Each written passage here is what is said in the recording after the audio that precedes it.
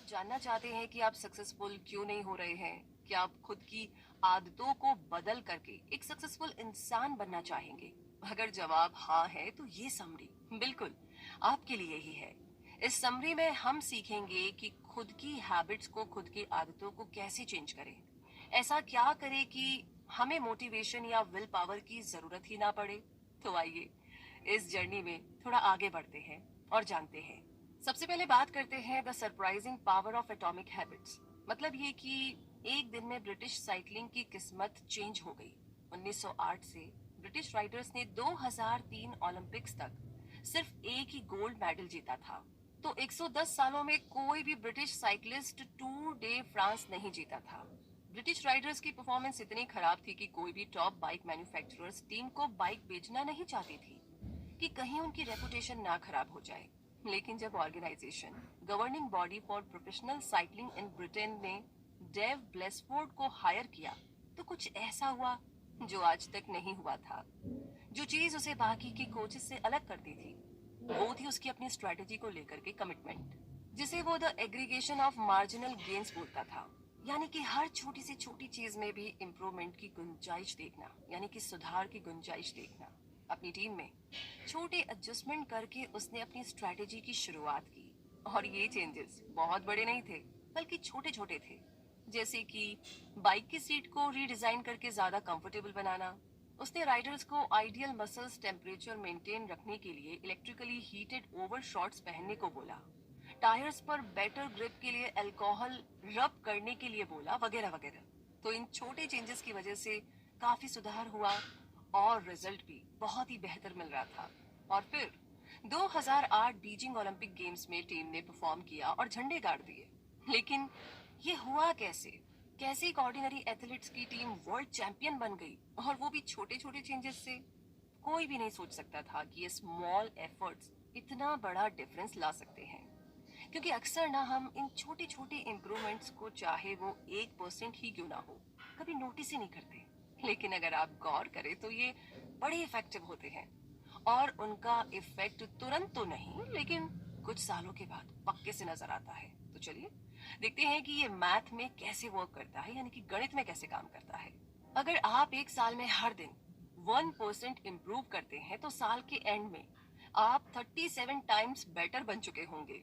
Habit self improvement के लिए compound interest की तरह होती है, और इनका असर एक दिन में नहीं दिखाई देता, लेकिन कई महीनों की प्रैक्टिस के बाद डेफिनेटली आपको वो इफेक्ट दिखने लगेगा। हालांकि इसका सैड पार्ट ये है कि ये इतनी स्लो पेस में असर करती है कि कई बार बैड हैबिट से छुटकारा पाने में बहुत टाइम लग जाता है। अगर आज आप अनहेल्दी मील खाते हैं, तो स्केल पर आपका वेट बिल्कुल भी चेंज नहीं होगा। लेकिन बार बार यही चीज रिपीट करेंगे तो टॉक्सिक रिजल्ट्स भी मिलेंगे। जैसा कि बोला जाता है, आज आप सक्सेसफुल है या अनसक्सेसफुल, ये उतना मैटर नहीं करता। मैटर करती है आपकी आदतें, कि वो आपको राइट डायरेक्शन में ले जाती है या नहीं। सोचिए इस बारे में। वैसे आगे बढ़ते हैं इसी के साथ, और अब बात करते हैं कि आपकी हैबिट्स कैसे आपकी आइडेंटिटी को शेप करती है। मतलब ये कि बुरी आदतों को छोड़ना इतना मुश्किल क्यों है, जबकि अच्छी आदतें जल्दी से अपनाई भी नहीं जाती। बहुत मुश्किल होता है इन्हें अपनाना। तो चाहे हम कितने भी अच्छे इंटेंशन के साथ चले, बुरी आदतें एक बार लग जाए तो पीछा नहीं छोड़ती। हम लाख कोशिश कर ले उन्हें चेंज करने की, लेकिन अक्सर हम फेल हो जाते हैं। और इसकी वजह है, हम गलत चीजों को चेंज करने की कोशिश करते हैं, और दूसरा, हमारा तरीका सही नहीं होता। तो बहुत से लोग प्रोसेस ऑफ चेंज शुरू करने के लिए उस चीज पर फोकस करने लगते हैं जो उन्हें अचीव करनी होती है। ये हमें आउटकम बेस्ड हैबिट में लेकर आता है। लेकिन अगर हम आइडेंटिटी बेस्ड हैबिट्स बिल्ड करनी शुरू करें, तो हम इस चीज पर फोकस करना शुरू कर देंगे कि हमें क्या बनना है। मान लीजिए कि लोग सिगरेट छोड़ना चाहते हैं। फर्स्ट पर्सन को जब सिगरेट ऑफर की जाती है, तो वो बोलता है, नो थैंक यू, मैं सिगरेट छोड़ने की कोशिश कर रहा हूँ। अब ये सुनने में ना बड़ा रीजनेबल लगता है, लेकिन देखा जाए तो ये आदमी ये बात मानता है कि वो बेसिकली एक स्मोकर है जो अब कुछ और बनना चाहता है। वो अपने बिहेवियर में एक चेंज चाहता है, जबकि उसके बिलीव्स अभी भी सेम है। दूसरे आदमी को जब सिगरेट ऑफर की जाती है, तो वो भी मना कर देता है। लेकिन यहाँ पर उसके बोलने का तरीका अलग है। नो थैंक यू, लेकिन मैं सिगरेट नहीं पीता। तो देखा आपने, स्मॉल डिफरेंस, एकदम छोटा सा चेंज है, लेकिन सिर्फ इससे ही दोनों की आइडेंटिटी चेंज हो जाती है। ज्यादातर लोग इम्प्रूवमेंट करते वक्त आइडेंटिटी चेंज के बारे में सोचते तक नहीं है। आप अपने एक एस्पेक्ट को लेकर के जितना ज्यादा प्राउड फील करेंगे, उतना ही आप नई आदतों को अपनाने के लिए मोटिवेट होंगे। आपको ना बस ये डिसाइड करना है कि आप क्या बनना चाहते हो, और अपनी हैबिट्स में छोटे छोटे चेंजेस ला करके आप ये बात साबित कर सकते हो। और इसी के साथ आगे बात करते हैं सिंपल स्टेप्स में बेहतर हैबिट्स को कैसे बिल्ड करें। आइए इसे समझते हैं। एक साइकोलॉजिस्ट एडवर्ड ने एक एक्सपेरिमेंट किया 1898 यानी कि 1898 में, जिसमें पता चला कि हम करंटली हैबिट्स और रूल्स को कैसे समझते हैं जो कि बाद में हमारा बिहेवियर बन जाती है। तो एडवर्ड को एनिमल्स का बिहेवियर स्टडी करने का बहुत शौक था, इसीलिए उन्होंने बिल्लियों से शुरुआत की। उन्होंने हर बिल्ली को, हर कैट को एक डिवाइस पजल बॉक्स के अंदर रखा। बॉक्स के अंदर एक डोर बनाया था ताकि कैट इजीली निकल सके। एक लीवर प्रेस करके या एक कोड लूप पुल करके ये डोर खुल जाता था। ज्यादातर कैट्स बॉक्स के अंदर जाते ही बाहर निकलने की कोशिश करती थी। तो कैट्स अपनी नोज कॉर्नर्स में घुसा के देखती, अपने पंजे मारती, और फिर कुछ मिनट के बाद उन्हें लीवर दिखता और फिर डोर खोल करके बाहर आ जाती थी। तो ऐसा 20 से 30 बार के ट्रायल के बाद, उनका बिहेवियर ऑब्जर्व करने के बाद ये पता चला कि कैट्स को बार बार बॉक्स में जाना हैबिचुअल लगने लगा, और अंदर जाते ही वो लेवल प्रेस करके बाहर निकल आती थी। बार बार की प्रैक्टिस से कैट्स ने मिस्टेक्स कम की और सोल्यूशन पर फोकस किया। तो इस स्टडीज से एडवर्ड लर्निंग प्रोसेस को कुछ ऐसे डिस्क्राइब करते हैं। जो बिहेवियर सेटिस्फाइंग रिजल्ट्स देते हैं हम उन्हें रिपीट करते हैं, और जिनका रिजल्ट हमारे फेवर में नहीं होता हम उन बिहेवियर्स को अपनी हैबिट्स में शामिल नहीं करते। तो हैबिट्स क्रिएट करने के प्रोसेस को हम 4 इजी स्टेप्स में डिवाइड कर सकते हैं। सबसे पहला है क्यू, दूसरा है क्रेविंग, तीसरा है रिस्पॉन्स और चौथा है रिवॉर्ड। तो क्यू हमारे ब्रेन को बिहेवियर शुरू करने के लिए ट्रिगर करता है, और रिवॉर्ड प्रिडिक्ट होता है काइंड ऑफ इंफॉर्मेशन से। और क्योंकि रिवॉर्ड्स का फर्स्ट साइन है, ये अक्सर क्रेविंग्स की तरफ ले जाता है। क्रेविंग्स एक तरह से मोटिवेशनल फोर्स है। बिना किसी भी डिजायर के हम कोई एक्शन नहीं लेते। आपको सिगरेट स्मोकिंग की क्रेविंग्स नहीं होती, बल्कि उस रिलीफ की होती है जो सिगरेट पीने से मिलती है। थर्ड प्लेस पर रिस्पॉन्स आता है, और यही वो एक्चुअल हैबिट है जो आप बनाते हैं, जो किसी भी थॉट या एक्शन के फॉर्म में हो सकती है, चाहे कोई एक्चुअल रिस्पॉन्स हो या नहीं। ये डिपेंड करता है कि आप कितने मोटिवेटेड है। और फाइनली रिस्पॉन्स ही रिवॉर्ड लाता है। तो ये बेसिकली किसी भी हैबिट का गोल होता है। क्यों रिवॉर्ड को नोटिस करता है, क्रेविंग्स उस रिवॉर्ड की डिजायर रखती है, और रिस्पॉन्स रिवॉर्ड अचीव करने से जुड़ा हुआ है। अगर कोई बिहेवियर इन चारों स्टेजेस में से किसी एक के लिए भी काफी नहीं है, तो ये मान के चलिए कि वो कभी भी हैबिट नहीं बन सकता। राइट?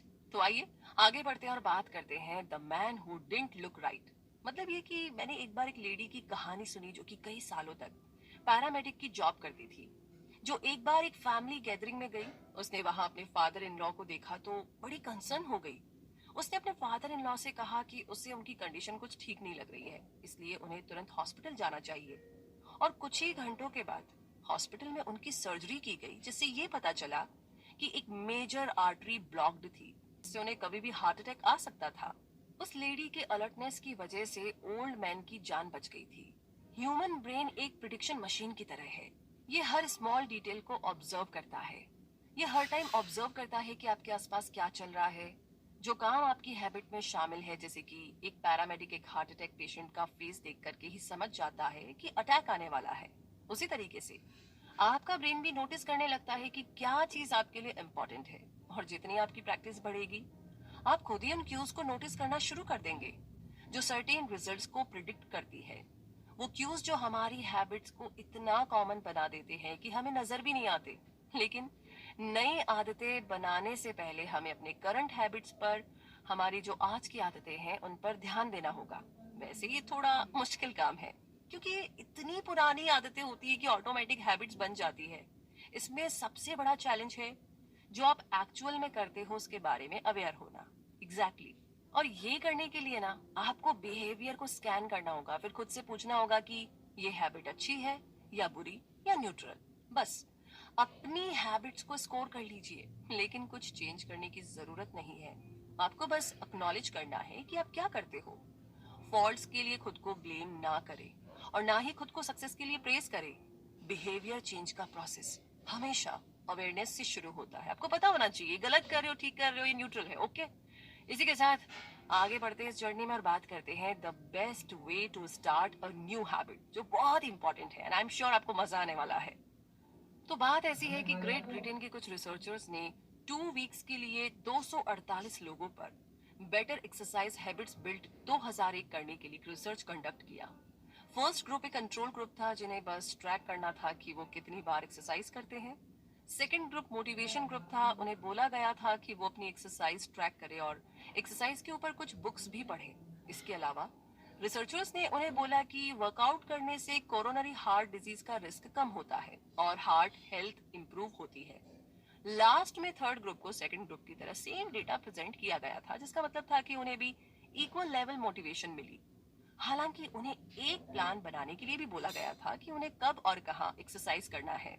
अब इसे और स्पेसिफिक वे में करने के लिए थर्ड ग्रुप के हर मेंबर ने लिखा, अगले नेक्स्ट वीक के अंदर मैं एटलीस्ट 20 मिनट्स की हार्ड एक्सरसाइज करूंगा, इस दिन और इस टाइम और इस जगह पर।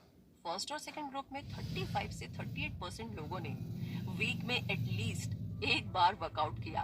एक्चुअल में इन लोगों पर मोटिवेशनल प्रेजेंटेशन का कोई भी खास इम्पैक्ट नहीं हुआ था, लेकिन थर्ड ग्रुप में से 91% लोगों ने पर वीक एक बार तो वर्कआउट किया ही, और जो सेंटेंस उन्होंने लिखे थे उन्हें रिसर्चर्स इम्प्लीमेंशंस इंटेंशंस बोलते हैं।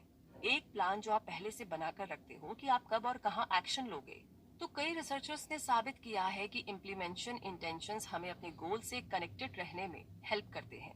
कई लोगों को लगता है कि उनके पास कोई मोटिवेशन नहीं है, लेकिन सच ये है कि वो अपने गोल को लेकर के क्लियर नहीं है, कब और कहाँ एक्ट करना है। ये ऑब्वियस नहीं होता, लेकिन बिहेवियर का फर्स्ट लॉ है इसे ऑब्वियस बनाना। ऑब्वियस होना एक प्रैक्टिकल तरीका है ताकि आपको अपनी आदतों के लिए क्लियर क्यूज मिल सके और आप एक प्लान डिजाइन कर सके कि कब और कहाँ एक्ट करना है।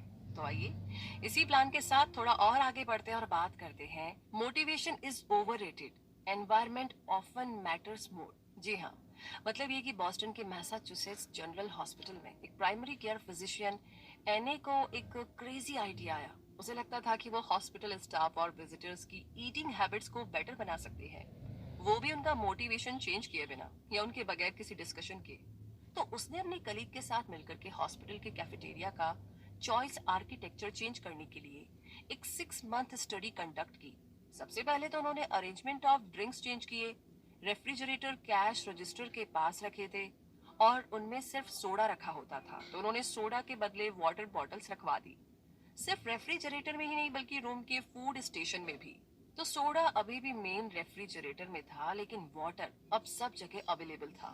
अगले 3 महीने में सोडा की सेल 11.4% तक डिक्लाइन हो गई थी, जबकि बॉटल वाटर की सेल 25.8% इंक्रीज हो गई थी। तो इसी तरह के चेंजेस कैफेटेरिया के फूड में भी किए गए और यहाँ भी उन्हें सेम रिजल्ट्स मिले। लेकिन किसी ने कुछ नोटिस नहीं किया। अक्सर लोग चीजें इसलिए नहीं लेते या खाते कि उन्हें वही चीज चाहिए, बल्कि उनका लेना या खाना डिपेंड करता है कि वो चीज रखी कहाँ पर है। मान लीजिए आप किचन में गए, वहां पर आपको एक प्लेट कुकीज मिल जाती है, तो आप तुरंत कुकीज खाने बैठ जाओगे। आप इसलिए नहीं खा रहे हो कि आपको भूख लगी है, बल्कि आपको ना कुकीज दिख गई है तो आपको खाने का मन किया और आपने खा लिया। बस आपकी हैबिट्स भी ना इसी तरीके से चेंज हो जाती है। बस डिपेंड करता है कि आप कहाँ पर हो और आपके सामने क्या क्यूज है। ह्यूमन बिहेवियर फॉर्म करने में एनवायरनमेंट का इनविजिबल हाथ माना जाता है, चाहे हमारी पर्सनालिटीज कितनी भी डिफरेंट क्यों ना हो। कुछ बिहेवियर खुद ब खुद हमारे एनवायरनमेंट कंडीशन की वजह से भी बन जाते हैं। अनफॉर्चुनेटली जिस एनवायरनमेंट में हम रहते हैं और काम करते हैं, हमें कुछ स्पेसिफिक एक्शंस लेने से रोक देता है, क्योंकि बिहेवियर को ट्रिगर करने का कोई ऑब्वियस क्यू होना जरूरी है। तो आप किसी हैबिट को अपनी लाइफ का मेन पार्ट बनाना चाहते हो तो क्यू को अपने एनवायरनमेंट का मेन पार्ट बनाइए। और इसी के साथ अब आगे बात करते हैं the secret to self control, और ये बहुत जरूरी है। एक्चुअली जब वियतनाम वॉर अपने 16th ईयर में चल रही थी, तो कनेक्टिकट से कांग्रेसमैन रॉबर्ट 1971 स्टीलिए और इलिनॉय से मॉर्गन मर्फी ने एक डिस्कवरी की जिसने अमेरिकन पब्लिक को हैरान कर दिया। उन्होंने जब ट्रुप विजिट किया तो उन्हें पता चला कि जितने भी यूएस सोल्जर्स वहां पर भेजे गए थे, उनमें से ऑलमोस्ट 15% ड्रग एडिक्ट थे। इसके फॉलोअप रिसर्च से ये बात सामने आई कि वियतनाम भेजे गए 35% सर्विस मेंबर हेरोइन ट्राई कर चुके थे। और 20% को ड्रग की लत थी। इस डिस्कवरी की वजह से एक special action office of drug abuse prevention create किया गया, ताकि जब ये सर्विस मेंबर वापस अमेरिका लौटे तो उनकी ये लत छुड़ाई जा सके या उन्हें रिहैब में रखा जाए। तो ली रॉबिन्स एक रिसर्च इंचार्ज थे और उन्होंने साबित किया कि अगर एनवायरनमेंट में रेडिकल चेंज आ जाए तो एडिक्शंस भी तुरंत डिसअपियर हो सकता है। वियतनाम में गए हुए सोल्जर्स अपना सारा टाइम ऐसी क्यूज के बीच स्पेंड करते थे जो उन्हें हेरोइन लेने के लिए ट्रिगर करता था। एक तो ये इजीली एक्सेसिबल था, ऊपर से वॉर का स्ट्रेस, और फिर उनके साथ ही भी हेरोइन यूजर्स थे और अपने घर परिवार से दूर रहने का टेंशन एक एंजाइटी क्रिएट करता था। लेकिन जब ये सोल्जर्स वापस अमेरिका आए तो उन्हें ऐसा माहौल मिला जिसमें ऐसे कोई क्यूज थे ही नहीं जो उन्हें ड्रग लेने पर मजबूर करते। इसीलिए उनकी हैबिट्स भी खुद ही चेंज हो गई। इसीलिए वियतनाम स्टडी बैड हैबिट्स को लेकर के हमारे बहुत से कल्चरल बिलीफ्स को गलत साबित करती है। हमारा कल्चर सिखाता है कि हमारी सारी प्रॉब्लम्स का सलूशन बस थोड़े से डिसिप्लिन में है, लेकिन रीसेंट रिसर्चर्स ने कुछ और ही साबित किया है। जब साइंटिस्ट ने ऐसे लोगों को ऑब्जर्व किया जिनका सेल्फ कंट्रोल बहुत स्ट्रांग था, तो उन्हें पता लगा कि ये लोग भी उन लोगों से ज्यादा डिफरेंट नहीं है जो स्ट्रगल कर रहे हैं, बल्कि डिसिप्लिन लोग अपनी लाइफ में बेटर इसीलिए हैं क्योंकि ये लोग खुद को टेम्पटिंग सिचुएशन से दूर रखते हैं। जो लोग सबसे ज्यादा सेल्फ कंट्रोल वाले होते हैं वो सबसे कम कंट्रोल यूज करते हैं। अगर आपको हर बार कंट्रोल करने की जरूरत ना पड़े तो सेल्फ कंट्रोल प्रैक्टिस करना ज्यादा इजी होता है। दूसरे शब्दों में बोलो तो हमारा सेल्फ कंट्रोल हमारी बुरी आदतें दूर नहीं करता है। आपकी एनर्जी कुछ ऐसी चीजों में डायरेक्ट होनी चाहिए जो ज्यादा पावरफुल है, जैसे कि अपने एनवायरनमेंट को ऑप्टिमाइज करना। अपनी अच्छी आदतों का ऑब्वियस क्यूज बनाइए और बुरी आदतों का क्यूज इनविजिबल कर दीजिए। एग्जैक्टली इतना ही करना है। आइए आगे जानते हैं कि और क्या क्या करना होगा हमें। तो बात करते हैं how to make a habit irresistible. मतलब ये कि आयरलैंड डबलिन के एक इलेक्ट्रिकल इंजीनियरिंग स्टूडेंट रॉनन को नेटफ्लिक्स देखना बहुत पसंद है, लेकिन उसे ये भी पता है कि उसे एक्सरसाइज करनी चाहिए। तो उसे एक आइडिया आता है, वो अपने स्टेशनरी बाइक को अपने लैपटॉप और टीवी से कनेक्ट कर देता है। फिर वो एक ऐसा कंप्यूटर प्रोग्राम बनाता है जिससे साइकिल को एक खास स्पीड पर चलाने पर नेटफ्लिक्स काम करने लगता है। उसने टेम्पटेशन को इस तरह यूज किया कि अब उसे एक्सरसाइज करना और भी मजेदार लगने लगा। तो ये चीज कैसे काम कर गई? सिंपल है, जो एक्शन आपको करने की जरूरत है उसे उस एक्शन से कनेक्ट कर दीजिए जो आप करना चाहते हैं।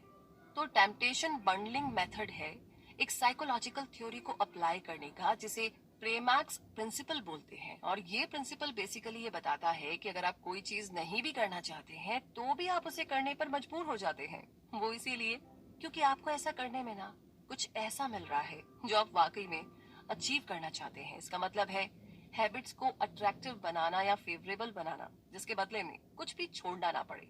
इसी के साथ आगे बढ़ते हैं, बात करते हैं the role of family and friends in shaping your habits. और ये भी काफी ज्यादा इंपॉर्टेंट है, क्योंकि हम अपनी फर्स्ट हैबिट्स चूज नहीं करते, हम ना उन्हें नकल करते हैं। क्योंकि हम अपनी फैमिली और फ्रेंड्स, अपने चर्च, अपने स्कूल, अपनी लोकल कम्युनिटी और सोसाइटी, इन सबको फॉलो करते हैं। हर कल्चर और ग्रुप के अपने कुछ स्टैंडर्ड्स होते हैं जो कि हमारी हैबिट्स को अफेक्ट करती है। हम अपने करीबी लोगों को अनजाने में ही इमिटेट करते हैं, उनकी हैबिट्स को पिक कर लेते हैं। हम अपने पेरेंट्स की कॉपी करते हैं, उनके जैसे ही आर्ग्यूमेंट्स और फाइट्स को हैंडल करने की कोशिश करते हैं। इतना ही नहीं, हम अपने को वर्कर्स को भी कॉपी करते हैं। ये एक जाना माना रूल है, अगर आप किसी के क्लोज है तो पॉसिबल है कि आप उन्हें कॉपी करें। एक स्टडी से पता चला है कि अगर हमारा कोई फ्रेंड फैट है तो हमारे फैट होने के चांसेस भी 57% बढ़ जाते हैं, या इसके उलट भी हो सकता है। एक तरह से बोले तो हमारे दोस्त और फैमिली इनविजिबल पीयर प्रेशर है। ये जिस डायरेक्शन में जाते हैं हम भी उधर ही जाते हैं। बिल्कुल, पीयर प्रेशर तभी बुरा है जब वो बैड इन्फ्लुएंस डाले। इसीलिए बेस्ट थिंग है कि ऐसा कल्चर ज्वाइन कीजिए जहां पर आपकी गुड हैबिट्स को वेलकम और एनकरेज किया जाए। इसी के साथ आगे बात करते हैं how to find and fix the causes of your bad habits. मतलब ये कि आप किसी भी हार्ड हैबिट को इजी बना सकते हैं अगर आप उसे एक पॉजिटिव माइंडसेट से लिंक कर दें। जैसे कि हम हमेशा बोलते हैं कि हमें ये करना है, वो करना है, लेकिन अगर हम सिर्फ एक वर्ड चेंज कर दें तो क्या होगा? मुझे काम पर जाने के लिए उठना है के बजाय अगर हम बोले कि मैं इसलिए उठता हूँ कि काम पर जाऊं, वर्ड्स को सिंपली चेंज करके आप अपना पूरा पर्सपेक्टिव बदल देते हैं। इस तरह से आप अपनी हैबिट्स के बेनिफिट्स को हाईलाइट करते हैं। ना कि सेटबैक और डिसएडवांटेजेस को। जो चीज आप में बैड हैबिट्स लाती है उसे ढूंढ करके फिक्स करने का सीक्रेट है कि आप उस एसोसिएशन को रीफ्रेम करो जो उसके बारे में आप सोचते हो। इस तरह से आप किसी भी हार्ड और बुरी हैबिट को एक मजेदार हैबिट में टर्न कर सकते हैं। इसी के साथ आगे बात करते हैं walk slowly but never backward. जी हाँ, हैबिट फॉर्म करना एक प्रोसेस है जिसमें एक बिहेवियर रिपीटेशन के बाद ऑटोमेटिक रिफ्लेक्स बन जाता है। हैबिट रिपीटेशन ब्रेन में क्लियर फिजिकल चेंजेस लाता है। जैसे एग्जांपल के लिए म्यूजिशियंस के ब्रेन का सेरिबेलम पार्ट नॉन म्यूजिशियंस के कंपेयर में बड़ा होता है। हर बार जब आप कोई एक्शन रिपीट करते हो तो आप असल में एक स्पेसिफिक न्यूरल सर्किट को एक्टिवेट करते हो जो उस हैबिट से जुड़ा होता है। हैबिट फॉर्मेशन में टाइम कितना लगा ये उतना मैटर नहीं करता। टाइम का कभी भी प्रॉब्लम नहीं था। मैटर ये करता है कि वो रेट जिस पर आप सर्टेन बिहेवियर को परफॉर्म करते हो, जैसे कि आप कोई चीज 40 दिन में 2 बार करो या 200 बार, ये टाइम की बात नहीं है बल्कि फ्रीक्वेंसी की बात है। कोई भी हैबिट क्रिएट करने के लिए आपको उसकी प्रैक्टिस करनी पड़ेगी, फ्रीक्वेंसी बढ़ानी पड़ेगी। इसी के साथ आगे बात करते हैं the law of least effort, यानी कि एनर्जी जो होती है ना वो बहुत ही कीमती है और ब्रेन इस तरह बना है कि ये जब चाहे इसे कंजर्व कर सकता है। ये एक ह्यूमन नेचर है कि हम लॉ ऑफ लीस्ट एफर्ट को फॉलो करते हैं जो कहता है कि जब लोगों को दो सेम चॉइस दी जाती है तो जिस काम में ज्यादा एफर्ट नहीं लगता लोग नेचुरली उसी को चूज करेंगे। हर एक्शन में एक सर्टेन अमाउंट ऑफ एनर्जी लगती है और जितनी ज्यादा एनर्जी की डिमांड होगी उतना ही कम हम उसे करना चाहेंगे। कुछ सेंस में देखें तो हर हैबिट सिर्फ एक ऑब्स्टिकल है उस चीज के बीच में जो आप चाहते हैं। डाइट एक ऑब्स्टिकल है फिट होने के लिए, मेडिटेशन एक ऑब्स्टिकल है मन की शांति के लिए। आप एक्चुअल में हैबिट से प्यार नहीं करते बल्कि उस आउटकम से करते हैं जो ये डिलीवर करता है। लेकिन अगर हम सब इतने लेजी हैं तो कैसे कुछ लोग मुश्किल गोल्स भी अचीव कर लेते हैं? सवाल तो ये है। और इसका सोल्यूशन, इसका जवाब है कि एक ऐसा एनवायरनमेंट क्रिएट कीजिए जहां राइट चीजें करना हमेशा इजी हो। इस तरीके से आप फ्रिक्शन ऑफ ऑब्स्टिकल को रिड्यूस कर पाएंगे। जैसे कि मील डिलीवरी सर्विस ग्रोसरी शॉपिंग का फ्रिक्शन डिक्रीज करती है, जैसे डेटिंग एप्स की वजह से सोशल इंट्रोडक्शन करने का फ्रिक्शन कम हो गया है। इसी तरीके से और भी बहुत सारी चीजें। बेहतर हैबिट्स क्रिएट करने के स्ट्रगल में ऐसे तरीके एक्सप्लोर कीजिए जो गुड हैबिट से जुड़े हुए फ्रिक्शन को कम करे और हमारी बैड हैबिट से कनेक्टेड फ्रिक्शन इंक्रीज करे। तो इसी के साथ आगे बात करते हैं अब how to stop procrastinating by using the 2 minute rule. ये बड़ा इंटरेस्टिंग है कि ये कैसे काम करेगा, आइए जानते हैं। अगर आप कुछ बहुत बड़ा शुरू करना चाहते हैं और बिग स्टेप्स लेकर के आपको ये इजी भी लगता है तो भी आपको बेबी स्टेप से शुरू करना चाहिए। क्योंकि हम सब बहुत जल्दी बहुत ज्यादा करने की कोशिश करते हैं क्योंकि हम चेंज को लेकर के इतने एक्साइटेड जो रहते हैं। लेकिन एक टेंडेंसी आपको ऐसा करने से रोकती है और वो है 2 मिनट रूल, जो कहती है कि जब आप कोई नई आदत, नई हैबिट शुरू करते हैं तो इसे करने में ना 2 मिनट से कम टाइम लगना चाहिए। आप देखेंगे कि ऑलमोस्ट हर हैबिट 2 मिनट में ही लर्न की जा सकती है। जैसे कि रोज रात को सोने से पहले कोई बुक पढ़ने वाली हैबिट बन जाती है। रोज रात एक पेज पढ़ के सोना, 30 मिनट योगा करो, ये हैबिट्स बन जाती है। तो पॉइंट ये है कि किसी पर्टिकुलर हैबिट को अपनाने के लिए इजी वे में शुरू कीजिए। आप चाहे 1 मिनट मेडिटेट करो, एक पेज पढ़ो, एक कपड़ा तह लगाओ, कुछ भी करो, लेकिन शुरू तो करो। जो चीज राइट लगे उसे करना एक पावरफुल स्ट्रेटेजी है। लोगों को लगता है कि डेली किताब का एक पेज पढ़ना बहुत बड़ा काम है, लेकिन पॉइंट ये नहीं है कि आप कितना पढ़ते हो या कितना करते हो, बल्कि ये है कि आप एटलीस्ट कर तो रहे हो। और जब आप करना शुरू करोगे तो फर्स्ट 2 मिनट्स आपके लार्जर रूटीन का एक रिचुअल बन जाएंगे। एक्चुअली ये एक आइडियल तरीका है किसी भी डिफिकल्ट स्किल में एक्सपर्ट बनने के लिए। अगर एक बार हैबिट बन जाए तो ऐसा भी पॉइंट आएगा कि आप वो एक्शन एकदम परफेक्ट वे में रूटीनली करने लगोगे। आप इस 2 मिनट रूल को हैबिट शेपिंग टेक्निक से मिक्स कर सकते हैं जिससे कि आपकी हैबिट आपको अपना अल्टीमेट गोल दिला सके। क्योंकि कोई भी हैबिट स्टैब्लिश करने के बाद इसे इंटरमीडिएट स्टेप्स तक ले जाए और प्रोसेस को तब तक रिपीट कीजिए जब तक कि आप इसमें एक्सपर्ट नहीं बन जाते। उसके बाद ही अगले लेवल तक जाइए। फिर आप देखेंगे कि जो हैबिट आप बिल्ड कभी करना चाहते थे वो आज आपकी पर्सनैलिटी का पार्ट बन गई है। राइट, एकदम 2 मिनट वाले रूल से। तो आइए आगे बात करते हैं how to make good habits inevitable and bad habits impossible. मतलब ये कि समर की बात है। विक्टर ह्यूगो एक फ्रेंच राइटर थे और एक इम्पॉसिबल डेडलाइन से परेशान थे। उसने 12 महीने पहले अपने पब्लिशर को एक नई किताब लिखने का प्रॉमिस किया था, लेकिन लिख नहीं पाया था। इसके बदले उसने दूसरे प्रोजेक्ट्स पर काम शुरू कर दिया था और अपना प्रॉमिस डिले करता रहा। ह्यूगो का पब्लिशर फ्रस्ट्रेट हो गया, इसलिए उसने 6 मंथ्स के अंदर की एक डेडलाइन सेट कर दी। ह्यूगो को बोला गया कि उसे फरवरी 1831 तक बुक को कंप्लीट करनी है और 1830 की डेडलाइन ऑलरेडी दी थी। अब वो कैसे डेडलाइन से पहले कंसंट्रेट करके एक बढ़िया किताब लिखे? लेकिन ह्यूगो ने एक अजीब काम किया। उसने अपने सारे कपड़े एक असिस्टेंट को दिए और बोला, इन्हें लॉक करके रख दो।